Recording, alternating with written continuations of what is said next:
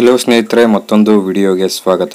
ಈ ಒಂದು ವಿಡಿಯೋದಲ್ಲಿ BMTC ಕಂಡಕ್ಟರ್ ಹುದ್ದೆಗೆ ಅರ್ಜಿನ ಸಲ್ಲಿಸುವುದು ಹೇಗೆ ಅಂತ ನೋಡೋಣ. ಈ ಒಂದು ಹುದ್ದೆಗೆ ಅರ್ಜಿನ ಸಲ್ಲಿಸುವುದಕ್ಕೆ ವಿದ್ಯಾರ್ಥಿಗಳಿಗೆ ಕ್ವಾಲಿಫಿಕೇಶನ್ ಬಂದು ಸ್ಕ್ರೀನ್ ಮೇಲೆ ಶೋ ಆಗ್ತದೆ. ಈ ಒಂದು ಕ್ವಾಲಿಫಿಕೇಶನ್ ಇರುವಂತ ವಿದ್ಯಾರ್ಥಿಗಳು ನೀವೆಲ್ಲ ಅರ್ಜಿನ ಸಲ್ಲಿಸುವುದಕ್ಕೆ ಅರ್ಹರಾಗಿರ್ತೀರಾ. ಓಕೆ, ಬನ್ನಿ ಫ್ರೆಂಡ್ಸ್, ಈ ಒಂದು ಹುದ್ದೆಗೆ ಅರ್ಜಿನ ಸಲ್ಲಿಸುವುದು ಹೇಗೆ ಅಂತ ನೋಡೋಣ. ವಿಡಿಯೋ ಶುರು ಮಾಡೋದಕ್ಕಿಂತ ಮುಂಚೆ ನೀವೇನಾದರೂ ನಮ್ಮ ಚಾನಲ್ಗೆ ಹೊಸದಾಗಿ ವಿಸಿಟ್ ಮಾಡ್ತಾ ಇದ್ರೆ ಈ ಕೂಡಲೇ ಚಾನಲ್ಗೆ ಸಬ್ಸ್ಕ್ರೈಬ್ ಆಗಿ ಹಾಗೂ ವಿಡಿಯೋಗೊಂದು ಲೈಕ್ ಮಾಡಿ. ಮತ್ತು ನಮ್ಮ ಟೆಲಿಗ್ರಾಮ್ ಚಾನಲ್ಗೆ ಏನಾದರೂ ಇನ್ನೂ ಜಾಯ್ನ್ ಆಗಿಲ್ಲ ಅಂದ್ರೆ ಡಿಸ್ಕ್ರಿಪ್ಷನ್ ಅಲ್ಲಿ ಟೆಲಿಗ್ರಾಮ್ ಚಾನಲ್ ಲಿಂಕ್ ಇದೆ. ಆ ಒಂದು ಲಿಂಕ್ ಮೇಲೆ ನೀವು ಕ್ಲಿಕ್ ಮಾಡ್ಕೊಂಡ್ಬಿಟ್ಟು ಟೆಲಿಗ್ರಾಮ್ ಚಾನಲ್ಗೆ ನೀವು ಜಾಯ್ನ್ ಆಗಬೇಕಾಗತ್ತೆ. ಏನೇ ಒಂದು ಅಪ್ಡೇಟ್ಸ್ ಇರಲಿ ಹಾಗೂ ಯಾವುದೇ ಒಂದು ಜಾಬ್ ಅಪ್ಡೇಟ್ಸ್ ಇರಲಿ, ನಾನು ಟೆಲಿಗ್ರಾಮ್ ಅಲ್ಲಿ ಫಸ್ಟ್ ಪೋಸ್ಟ್ ಮಾಡೋದು. ಅದಕ್ಕೋಸ್ಕರ ಟೆಲಿಗ್ರಾಮ್ ಚಾನಲ್ಗೆ ಜಾಯ್ನ್ ಆಗಿ ಅಂತ ಹೇಳ್ತಾ ಬನ್ನಿ ಫ್ರೆಂಡ್ಸ್, ಆ ವಿಡಿಯೋನ ಶುರು ಮಾಡೋಣ. ಓಕೆ, ಮೊದಲು ನೀವು ಬ್ರೌಸರ್ಗೆ ಹೋಗ್ಬಿಟ್ಟು KEA ಅಂತ ನೀವು ಸರ್ಚ್ ಮಾಡಬೇಕಾಗುತ್ತೆ. KEA ಅಂತ ಸರ್ಚ್ ಮಾಡಿದಾಗ ನಿಮಗೆ ಇಲ್ಲಿ KEA ಹೋಮ್ ವೆಬ್ಸೈಟ್ ನಿಮಗೆ ಇಲ್ಲಿ ಶೋ ಆಗುತ್ತೆ. ಒಂದು ವೆಬ್ಸೈಟ್ ಮೇಲೆ ನೀವು ಕ್ಲಿಕ್ ಮಾಡ್ಕೋಬೇಕಾಗುತ್ತೆ. ಓಕೆ, ಈ ಒಂದು ವೆಬ್ಸೈಟ್ ಮೇಲೆ ನೀವು ಕ್ಲಿಕ್ ಮಾಡ್ಕೊಂಡಾಗ KEA ಹೋಮ್ ಪೇಜ್ ನಿಮಗೆ ಓಪನ್ ಆಗುತ್ತೆ. ಅಂಡ್ ಇಲ್ಲಿ ಮೇಲ್ಗಡೆ ನೇಮಕಾತಿ ಅಂತ ಇದೆಯಲ್ಲ, ಈ ಒಂದು ಆಪ್ಷನ್ ಮೇಲೆ ನೀವು ಕ್ಲಿಕ್ ಮಾಡ್ಕೊಂಡಾಗ ಇಲ್ಲಿ ನಿಮಗೆ KUWSP, BMTC, KKRTC ಅಥವಾ ಎಕ್ಸೆಟ್ರಾ ನೇಮಕಾತಿ ಅಂತ ಇದೆಯಲ್ಲ, ಈ ಒಂದು ಲಿಂಕ್ ಮೇಲೆ ನೀವು ಕ್ಲಿಕ್ ಮಾಡ್ಕೊಳ್ಳಿ. ಓಕೆ, ಈ ಒಂದು ಲಿಂಕ್ ಮೇಲೆ ನೀವು ಕ್ಲಿಕ್ ಮಾಡ್ಕೊಂಡಾಗ BMTC ಆನ್ಲೈನ್ ಅಪ್ಲಿಕೇಶನ್ ಲಿಂಕ್ ಅಂತ ಇದೆ, HK ರೀಸನ್ ಅಂತ ಇದೆ. ಹೈದರಾಬಾದ್ ಕರ್ನಾಟಕ ವಿದ್ಯಾರ್ಥಿಗಳು ಯಾರೆಲ್ಲ ಇದಾರೆ ಈ ಒಂದು ಲಿಂಕ್ ಮೇಲೆ ನೀವು ಕ್ಲಿಕ್ ಮಾಡ್ಕೊಂಡ್ಬಿಟ್ಟು ನಿಮ್ಮ ಅಪ್ಲಿಕೇಶನ್ ನೀವು ಸಬ್ಮಿಟ್ ಮಾಡ್ಕೋಬೇಕಾಗುತ್ತೆ. ಅಂಡ್ ಕೆಳಗಡೆ BMTC ಆನ್ಲೈನ್ ಅಪ್ಲಿಕೇಶನ್ ಲಿಂಕ್ ನಾನ್ HK ಅಂತ ಇದೆ, ನಾನ್ ಹೈದರಾಬಾದ್ ಕರ್ನಾಟಕ ವಿದ್ಯಾರ್ಥಿಗಳು. ಈ ಒಂದು ಲಿಂಕ್ ಮೇಲೆ ನೀವು ಕ್ಲಿಕ್ ಮಾಡ್ಕೊಂಡ್ಬಿಟ್ಟು ಅಪ್ಲಿಕೇಶನ್ ನ ಸಬ್ಮಿಟ್ ಮಾಡಬೇಕಾಗುತ್ತೆ. ಅಂಡ್ ಕೆಳಗಡೆ BMTC ವಿವರವಾದ ಅಧಿಸೂಚನೆ ಇದೆ. ಯಾರೆಲ್ಲ ವಿದ್ಯಾರ್ಥಿಗಳು ಅಪ್ಲಿಕೇಶನ್ ಆಗ್ತಾ ಇದ್ರೆ ಎಲ್ಲಾ ವಿದ್ಯಾರ್ಥಿಗಳು ಕಂಪಲ್ಸರಿ ನೋಟಿಫಿಕೇಶನ್ ನೀವು ಒಂದ್ಸರಿ ಕಂಪ್ಲೀಟ್ ಆಗಿ ಓದಬೇಕಾಗುತ್ತೆ. ಯಾವುದೇ ಒಂದು ಹುದ್ದೆಗೆ ಅರ್ಜಿನ ಸಲ್ಲಿಸುವ ಮುಂಚೆ ನೀವು ನೋಟಿಫಿಕೇಶನ್ ಕಂಪ್ಲೀಟ್ ಆಗಿ ಸ್ಟಡಿ ಮಾಡಬೇಕಾಗುತ್ತೆ. ಓಕೆ, ಅಪ್ಲಿಕೇಶನ್ ಫಾರ್ಮ್ ಫಿಲ್ಅಪ್ ಮಾಡುವುದು ಹೇಗೆ ಅಂತ ನೋಡೋಣ. ಓಕೆ, ನಾನಿಲ್ಲಿ BMTC ಆನ್ಲೈನ್ ಅಪ್ಲಿಕೇಶನ್ ಲಿಂಕ್ ನಾನ್ HK ಸೆಲೆಕ್ಟ್ ಮಾಡ್ತಾ ಇದ್ದೀನಿ. ಈ ಒಂದು ಲಿಂಕ್ ಮೇಲೆ ನೀವು ಸೆಲೆಕ್ಟ್ ಮಾಡ್ಕೊಳ್ಳಿ. ಸೆಲೆಕ್ಟ್ ಮಾಡ್ಕೊಂಡಾಗ ನಿಮಗೆ ಈ ರೀತಿ ಪೇಜ್ ಓಪನ್ ಆಗುತ್ತೆ. ನೀವೇನಾದರೂ ಇಲ್ಲಿ ಆಲ್ರೆಡಿ ಐಡಿನ ಕ್ರಿಯೇಟ್ ಮಾಡಿದ್ರೆ ನೀವು ಇಲ್ಲಿ ಜಸ್ಟ್ ಅಪ್ಲಿಕೇಶನ್ ನಂಬರ್ನ ಹಾಕ್ಬಿಟ್ಟು ನೀವು ಲಾಗಿನ್ ಆಗಬೇಕಾಗುತ್ತೆ.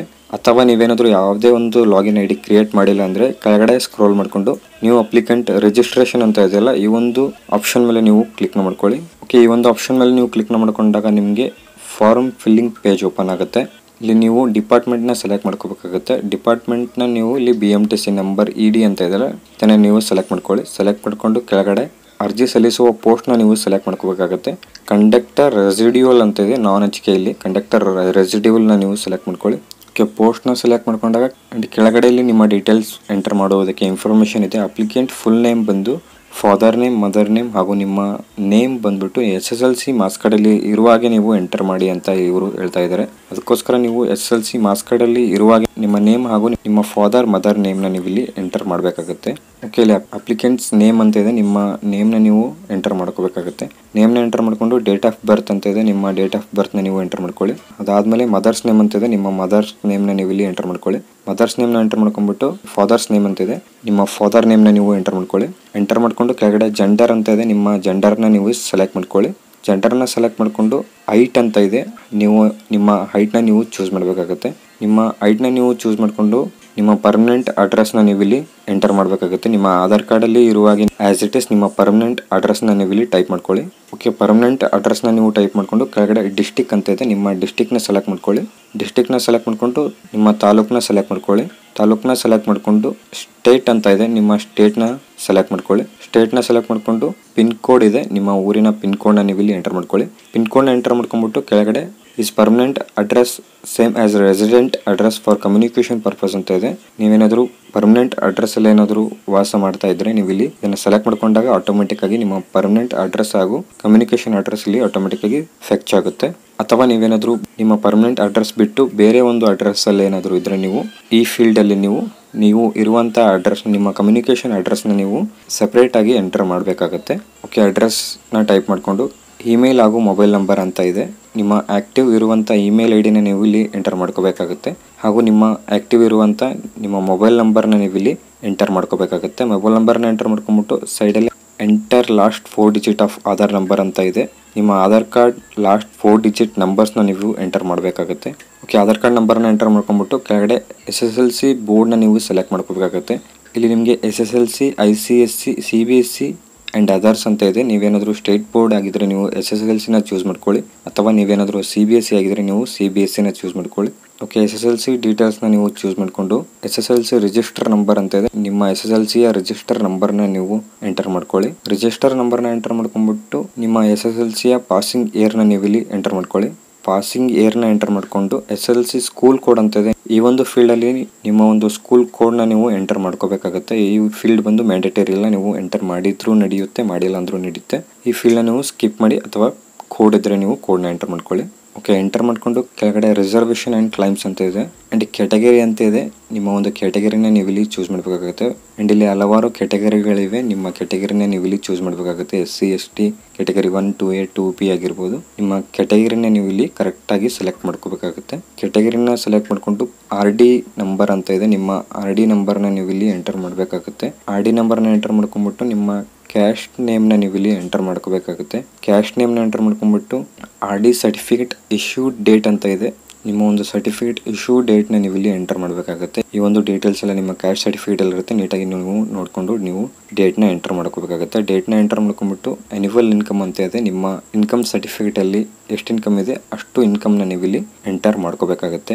ಓಕೆ, ಕ್ಯಾಸ್ಟ್ ಸರ್ಟಿಫಿಕೇಟ್ನ ಎಂಟರ್ ಮಾಡಿಕೊಂಡು ಕೆಳಗಡೆ are you claiming age relaxation and reservation under any these categories ಅಂತ ಇದೆ. ಆ್ಯಂಡ್ ಇಲ್ಲಿ ಕೆಳಗಡೆ ex servicemen, non department in service candidate ಗಳಿಗೆ ಇಲ್ಲಿ ಏಜ್ ರಿಲ್ಯಾಕ್ಸೇಷನ್ ಇರುತ್ತೆ. ನೀವೇನಾದರೂ ಎಕ್ಸ್ ಸರ್ವಿಸ್ ಮೆನ್ ಆಗಿದ್ರೆ ನಿಮಗೆ ಏಜ್ ರಿಲ್ಯಾಕ್ಸೇಷನ್ ಇರುತ್ತೆ, ಹಾಗೂ department of in service candidate ಏನಾದರೂ ಆಗಿದ್ರೆ ನಿಮಗೆ ಏಜ್ ರಿಲ್ಯಾಕ್ಸೇಷನ್ ಇರುತ್ತೆ. ಕೇವಲ 2 ಆಪ್ಷನ್ ಇದೆ ನಿಮಗೆ ಏಜ್ ರಿಲ್ಯಾಕ್ಸೇಷನ್ ನ ಕ್ಲೈಮ್ ಮಾಡುವುದಕ್ಕೆ. ಈ 2 ಆಪ್ಷನ್ ಅಲ್ಲಿ ಯಾವುದೂ ಇಲ್ಲ ಅಂದ್ರೆ ನೀವು ಸಿಂಪ್ಲಿ ನಾನ್ ಮೇಲೆ ನೀವು ಕ್ಲಿಕ್ ಮಾಡ್ಕೋಬೇಕಾಗುತ್ತೆ.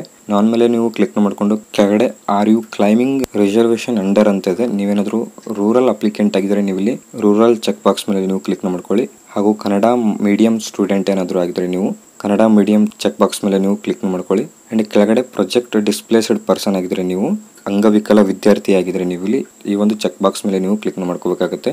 ಓಕೆ, ಅದಾದ್ಮೇಲೆ ನಿಮಗೆ ನೆಕ್ಸ್ಟ್ ಸ್ಟೆಪ್ ಬಂದು ವಿದ್ಯಾರ್ಹತೆನ ನೀವು ಎಂಟರ್ ಮಾಡ್ಕೋಬೇಕಾಗುತ್ತೆ. ನಿಮ್ಮ ಒಂದು ಕ್ವಾಲಿಫಿಕೇಶನ್ ಡೀಟೇಲ್ಸ್ನ ನೀವು ಇಲ್ಲಿ ಎಂಟರ್ ಮಾಡಬೇಕಾಗುತ್ತೆ. ಆ್ಯಂಡ್ ನೀವು ಇಲ್ಲಿ ನೋಡ್ಬೋದು, have you studied Kannada language in 10th standard ಅಥವಾ PUC ಡಿಪ್ಲೊಮೊ ಅಂತ ಇದೆ.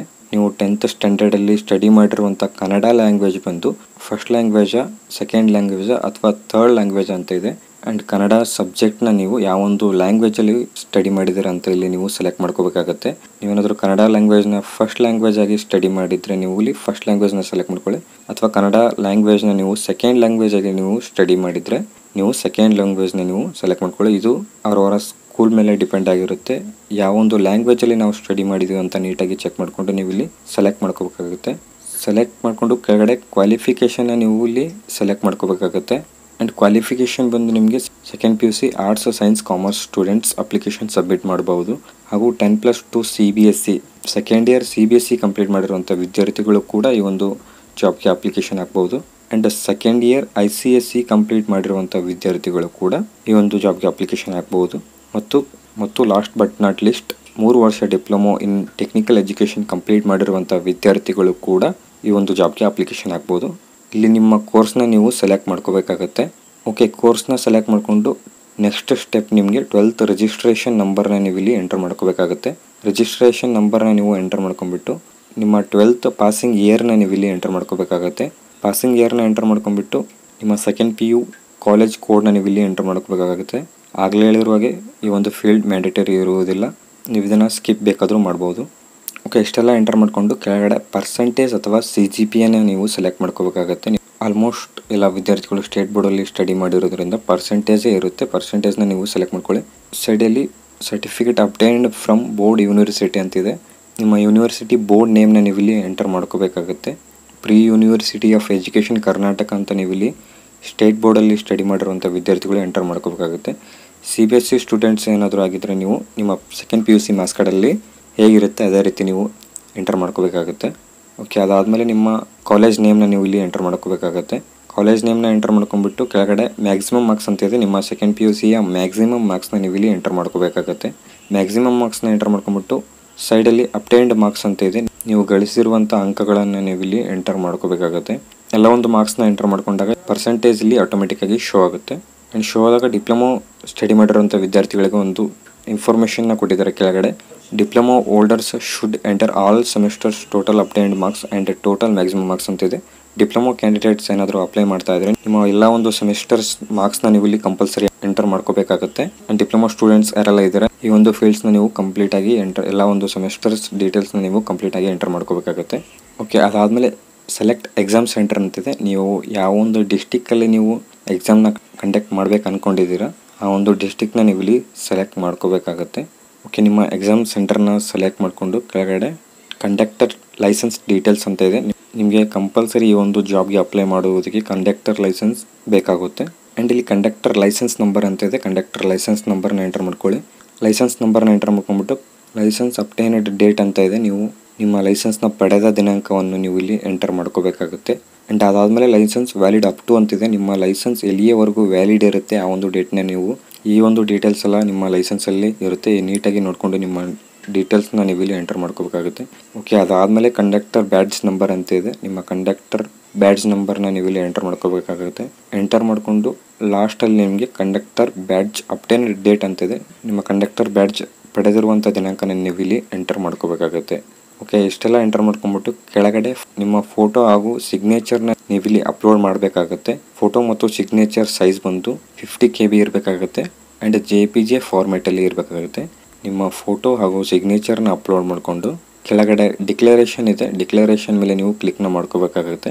ಡಿಕ್ಲರೇಷನ್ ಮೇಲೆ ನೀವು ಕ್ಲಿಕ್ನ ಮಾಡಿಕೊಂಡು ರಿಜಿಸ್ಟರ್ ಆ್ಯಂಡ್ ಪೇ ಅಂತ ಇದೆಯಲ್ಲ ಈ ಒಂದು ಆಪ್ಷನ್ ಮೇಲೆ ನೀವು ಕ್ಲಿಕ್ನ ಮಾಡ್ಕೊಳ್ಳಿ. ಓಕೆ, ರಿಜಿಸ್ಟರ್ ಆ್ಯಂಡ್ ಪೇ ಮೇಲೆ ನೀವು ಕ್ಲಿಕ್ನ ಮಾಡ್ಕೊಂಡಾಗ ನೀವು ಎಂಟರ್ ಮಾಡಿರುವಂಥ ಎಲ್ಲ ಡೀಟೇಲ್ಸ್ ಇಲ್ಲಿ ಶೋ ಆಗುತ್ತೆ. ಒಂದ್ಸರಿ ನೀವು ಎಂಟರ್ ಮಾಡಿರುವಂಥ ಎಲ್ಲ ಡೀಟೇಲ್ಸ್ನ ನೀವು ಒಂದ್ಸರಿ ಚೆಕ್ ಮಾಡಿಕೊಂಡು ಕೆಳಗಡೆ ನಿಮ್ಮ ಒಂದು ಕೆಟಗರಿಗೆ ಸಂಬಂಧಪಟ್ಟ ಹಾಗೆ ನಿಮ್ಮ ಒಂದು ಫೀ ಪೇಮೆಂಟ್ ಇಲ್ಲಿ ಇರುತ್ತೆ. ಈ ಒಂದು ಫೀ ಪೇಮೆಂಟ್ನ ನೀವು ಇಲ್ಲಿ ಆನ್ಲೈನ್ ಮುಖಾಂತರ ನೀವು ಪೇ ಮಾಡಬೇಕಾಗುತ್ತೆ. ಆ್ಯಂಡ್ ಇಲ್ಲಿ ಮೇಕ್ ಎ ಪೇಮೆಂಟ್ ಅಂತ ಇದೆ. ಈ ಒಂದು ಆಪ್ಷನ್ ಮೇಲೆ ನೀವು ಕ್ಲಿಕ್ನ ಮಾಡ್ಕೊಂಡಾಗ ನಿಮಗೆ ಹಲವಾರು ರೀತಿಯ ಪೇಮೆಂಟ್ ಆಪ್ಷನ್ ಇರುತ್ತೆ. ನಿಮಗೆ credit card, debit card, net banking ಹಾಗೂ UPI ID ಆಪ್ಷನ್ ಕೂಡ ನಿಮಗೆ ಇದೆ. ಯಾವುದಾದ್ರೂ ಒಂದು ಆಪ್ಷನ್ನ ನೀವು ಚೂಸ್ ಮಾಡಿಕೊಂಡು ನಿಮ್ಮ ಪೇಮೆಂಟ್ನ ನೀವು ಮಾಡಬೇಕಾಗುತ್ತೆ. ಪೇಮೆಂಟ್ನ ಮಾಡಿಕೊಂಡು ಪೇಮೆಂಟ್ ರಿಸಿಪ್ಟ್ನ ನೀವು ಡೌನ್ಲೋಡ್ ಮಾಡ್ಕೊಳ್ಳಿ ಹಾಗೂ ಅಪ್ಲಿಕೇಶನ್ ಪ್ರಿಂಟ್ನ ನೀವು ಡೌನ್ಲೋಡ್ ಮಾಡ್ಕೋಬೇಕಾಗತ್ತೆ. ಓಕೆ, ಈ ಒಂದು ವಿಡಿಯೋಲ್ಲಿ PMTC ಹುದ್ದೆಗೆ ಅಪ್ಲಿಕೇಶನ್ ಹಾಕುವುದು ಹೇಗೆ ಅಂತ ನೋಡಿದ್ದೀವಿ. ಈ ಒಂದು ವಿಡಿಯೋ ಏನಾದರೂ ಇಷ್ಟ ಆದರೆ ಈಗಲೇ ಚಾನಲ್ಗೆ ಸಬ್ಸ್ಕ್ರೈಬ್ ಆಗಿ ಹಾಗೂ ಮತ್ತು ವಿಡಿಯೋಗೊಂದು ಲೈಕ್ ಮಾಡಿ. ಓಕೆ, ಈ ಒಂದು ವಿಡಿಯೋನ ನಾನು ಇಲ್ಲಿಗೆ ಕಂಪ್ಲೀಟ್ ಮಾಡ್ತಾ ಇದ್ದೀನಿ. ಮತ್ತೆ ಸಿಗೋಣ ಮುಂದಿನ ವಿಡಿಯೋ ಅಲ್ಲಿ. ಅಲ್ಲಿವರೆಗೂ ಗುಡ್ ಬೈ.